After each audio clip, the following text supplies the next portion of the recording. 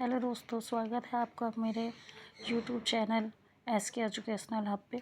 इसमें मैं आपको होम साइंस से रिलेटेड चीज़ें बताऊंगी। मैं आपको पहला होम साइंस UGC में जो क्वेश्चंस आते हैं MA के लिए, आगे न्यूट्रिशन के लिए, उन सब से जुड़ी चीज़ों की जानकारी दूंगी। चलिए स्टार्ट करते हैं। पहला टॉपिक आता है हमारा फूड एंड न्यूट्रिशन, आहार एवं पोषण विज्ञान।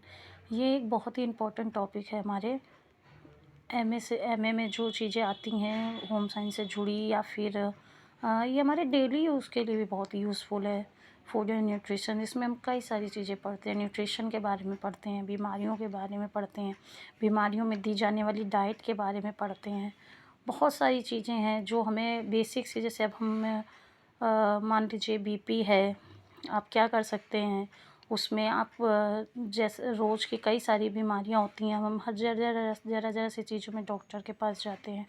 तो ये सारी चीज़ें हैं कि हम अगर इस विषय में जानते हैं, तो होम साइंस में जो फूड एंड न्यूट्रिशन के विषय में जानते हैं, इनसे जुड़ी कई सारी चीज़ें जानते हैं, तो बहुत से इलाज है जो घर पे भी हम लोग कर सकते हैं।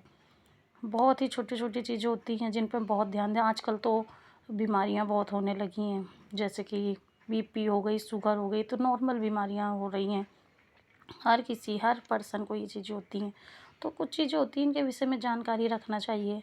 तो ये बेसिक आपके डेली यूज़ में भी, बेसिक नॉलेज के लिए भी ज़रूरी है। चलिए तो हम स्टार्ट करते हैं फूड एंड न्यूट्रिशन से। फूड एंड न्यूट्रिशन के बारे में जानने के लिए सबसे पहले ज़रूरी है क्या करना है। सबसे पहले कोई भी चीज़ होती है उसका होता है इंट्रोडक्शन। मतलब सबसे पहले हम फूड एंड न्यूट्रिशन के इंट्रोडक्शन के बारे में जानेंगे।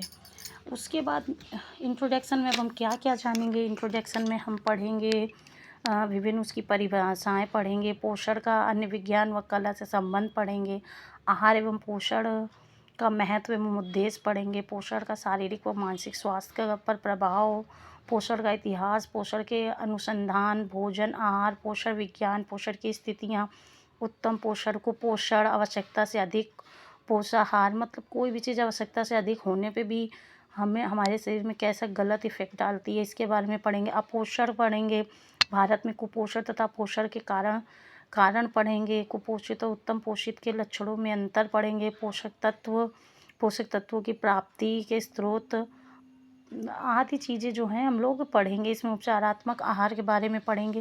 ये सब हम पढ़ेंगे इसके विषय प्रवेश में। फिर उसके बाद हम पढ़ेंगे क्या, भोजन के कार्य। हम लोग फंक्शन ऑफ फूड पढ़ेंगे।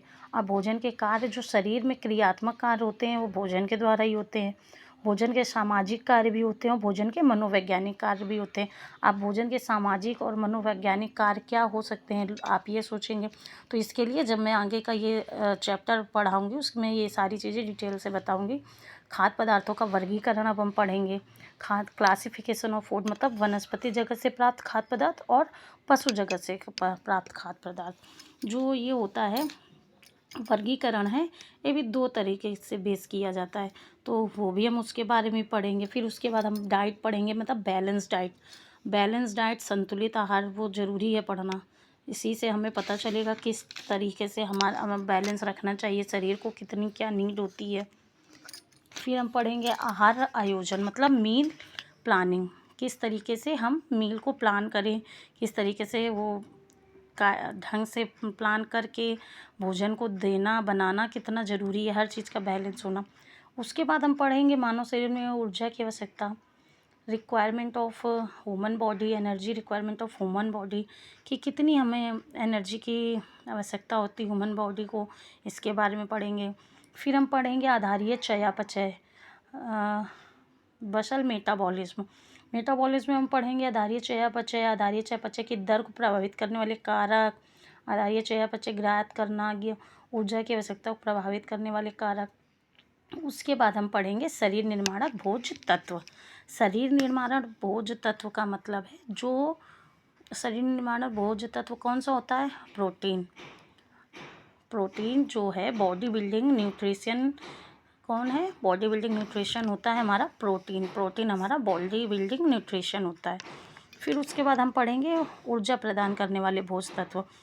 हमारे शरीर को ऊर्जा कौन देता है, कार्बोहाइड्रेट। अब कार्बोहाइड्रेट हमारे शरीर को ऊर्जा कैसे देता है, इसके विषय में भी हम पढ़ेंगे। फिर आता है उसके बाद ऊर्जा प्रदान करने वाले भोज्य तत्व, ऊर्जा प्रदान करने वाले भोज्य तत्व वसा और लिपिड। जो हमें एनर्जी यील्ड न्यूट्रिशन होता है हमारा, जो हमारे शरीर में एनर्जी देता है, वो होता है वसा और लिपिड। सुरक्षात्मक तत्व, हमारे शरीर को प्रोटेक्ट कौन करता है, हमारी बॉडी को प्रोटेक्ट करने वाला न्यूट्रिशन होता है विटामिन्स। फिर हम उसके बाद पढ़ते हैं शरीर निर्माणक भोज्य तत्व, खनिज तत्व, बॉडी बिल्डिंग न्यूट्रिशन, खनिज तत्व। सुरक्षात्मक तत्व होता है जो हमारे बॉडी को प्रोटेक्ट करता है, वो होता है वाटर, भोजन समूह। फिर उसके बाद हम पढ़ेंगे ग्रुप ऑफ फूड। अब ग्रुप ऑफ फूड में बहुत सारी चीज़ें होती हैं, जैसे कि आधारभूत भोज्य तत्व समूह होता है, आधारीय भोज्य समूह होता है, जिस आधारभूत भोज्य समूह जैसे प्रथम समूह होता है जिसमें दूध से बने भोज्य पदार्थ। द्वितीय समूह होता है मांस मछली अंडा। तृतीय समूह फल एवं हरी सब्जी पत्तेदार होती हैं। चतुर्थ समूह अनाज होता है। ठीक है, ये सारी चीज़ें हम इसमें पढ़ेंगे, कई सारी बातें इसमें आएंगी। फिर उसके बाद हम पढ़ें, फिर उसके अंदर भी कई सारी चीज़ें होती हैं जो मैं धीरे धीरे आपको इसमें बताती रहूँगी। ठीक है, आगे अब हम इसके विषय जो हम शुरू करेंगे, सबसे पहले हम शुरू करेंगे इसके इंट्रोडक्शन से। इंट्रोडक्शन किसी भी चीज़ को स्टार्ट करने के लिए सबसे पहले ज़रूरी होता है उसके विषय में उसका इंट्रोडक्शन पहले आपको पता हो। आखिर है क्या आहार एवं पोषण विज्ञान, है क्या फूड और न्यूट्रिशन, है क्या, हमें इसके बारे में सबसे पहले जानना होता है। सबसे पहले आइए हम इंट्रोडक्शन का स्टार्ट करते हैं। कहते हैं मनुष्य की 3 मूलभूत आवश्यकताएं होती हैं। ये बात आप लोग जानते होंगे। कौन सी मूलभूत आवश्यकताएं होती हैं? रोटी, कपड़ा और मकान। ये होती है मनुष्य की 3 मूलभूत आवश्यकताएं। ठीक है, और मनुष्य को भोजन को ना केवल जीवित रखने के लिए ज़रूरी बल्कि मनुष्य को स्वस्थ रखने के लिए भी सबसे ज़्यादा ज़रूरी क्या होता है? रोटी, मतलब भोजन। इसके बिना तो मनुष्य का कोई इसके बिना मनुष्य तो जीवित ही नहीं रह सकता। बिना भोजन के क्या हम जीवित रह सकते हैं? नहीं। इसीलिए सबसे पहली जो ज़रूरत होती है वो होती है रोटी। मनुष्य को जीवित रहने के लिए तथा शरीर को स्वस्थ रखने के लिए पौष्टिक भोजन की आवश्यकता होती है। और पौष्टिक भोजन बहुत ज़रूरी है। जैसे भोजन का हमारे जीवन में बहुत महत्व है। 3 आहार प्रतिदिन के हिसाब से एक वर्ष में हम कितने बार करीब भोजन लेते हैं? एक वर्ष में 3 आहार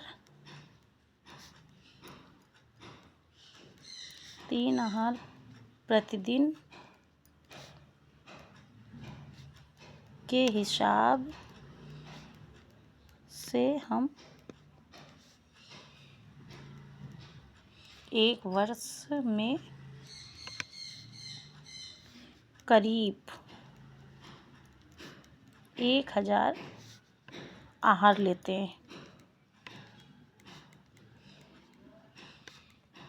ठीक, जो और भोजन जो है मानव जीवन की प्राथमिक आवश्यकता है, जिससे हम शक्ति मिलती है और हम निरंतर कार्य करते रहते हैं। भोजन से हमारे शरीर का निर्माण होता है तथा हमारे शरीर की सुरक्षा होती है। इसके अलावा भोजन हमारी मानसिक स्थिति के लिए भी महत्वपूर्ण है। अब आप सोचेंगे मानसिक स्थिति के लिए कैसे भोजन महत्वपूर्ण हो गया? अरे भाई, जब आप भोजन नहीं करेंगे, आप भूखे रहेंगे, तो आपके अंदर एक चिड़चिड़ापन होगा, आपका माइंड भी काम नहीं करेगा, किसी चीज़ में आप अपने आप को बीमार और कमज़ोर महसूस करेंगे, कोई भी काम आप नहीं कर सकते प्रॉपर। इसीलिए क्या होता है कि अगर आपको आपकी मानसिक स्थिति भी उतनी ही अच्छी रखनी है तो उसके लिए सबसे ज़रूरी क्या होता है? अच्छी डाइट का लेना आपके लिए, ये बहुत इम्पोर्टेंट है।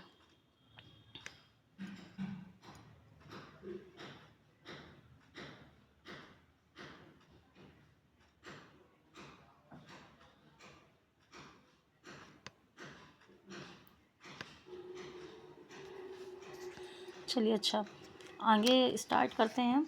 आगे हम आपको बताते हैं पोषण का एक विज्ञान के रूप में परिचय। सर्वप्रथम परिचय किसके द्वारा दिया गया था? सर्वप्रथम परिचय दिया गया था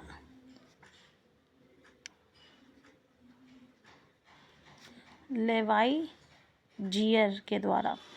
इन्होंने क्या किया था, सबसे पहला जो पोषण का परिचय दिया था वो इन्होंने दिया था, लेवाइजियर ने। इसको आप ऐसे भी लिख सकते हैं इंग्लिश में भी।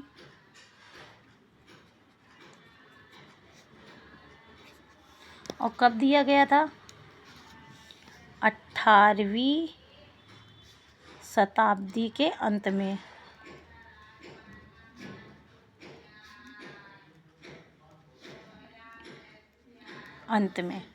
परंतु आहार विज्ञान इससे भी पुराना विषय माना जाता है। पोषण से भी पुराना विज्ञान जो माना जाता है, आहार विज्ञान पोषण से भी पुराना विषय माना जाता है। पोषण एक कला के साथ साथ विज्ञान भी है, जो कोई सुरक्षित आधारभूत तथ्यों पर आधारित है। केवल 20वीं शताब्दी में सरकार ने इसकी तरफ ध्यान दिया, उससे पहले इस पर किसी ने ध्यान भी नहीं दिया था। उससे पहले ये सिर्फ ऐसे ही था। गरीब एवं अभावग्रस्त वर्ग को ठीक प्रकार का भोजन उचित मात्रा में प्राप्त हो, इस समस्या पे भी सरकार ने 20वीं सदी से इस पे ध्यान देना शुरू किया था।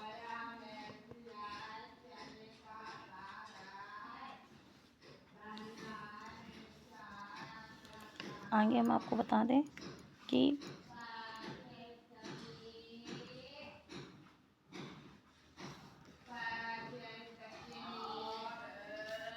कुछ महत्वपूर्ण आपको मैं बता देती हूँ तत्व।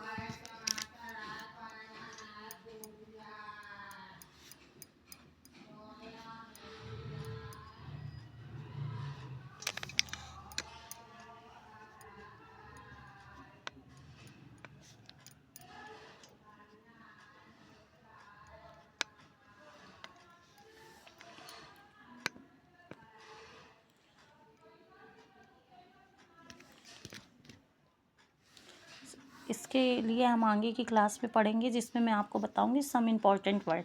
ठीक है बच्चों, मिलते हैं नेक्स्ट क्लास में। चैनल को लाइक शेयर सब्सक्राइब करें। आगे इसमें आपको मैं बहुत सारी जानकारियाँ देने वाली हूँ जो हमारे डेली यूज़ से भी जुड़ी हुई हैं। बाकी आप उससे वो आप पीजीटी, टीजीटी या फिर यूजीसी नेट है, एमए है, सारी चीज़ें आप उससे आगे आपके इवन आपका बीएड है उससे भी जुड़ी कई सारी चीज़ें मैं आपको इसमें पढ़ाऊँगी। सारी चीज़ें आपको मैं इसमें जानकारी देती रहूँगी। नमस्ते।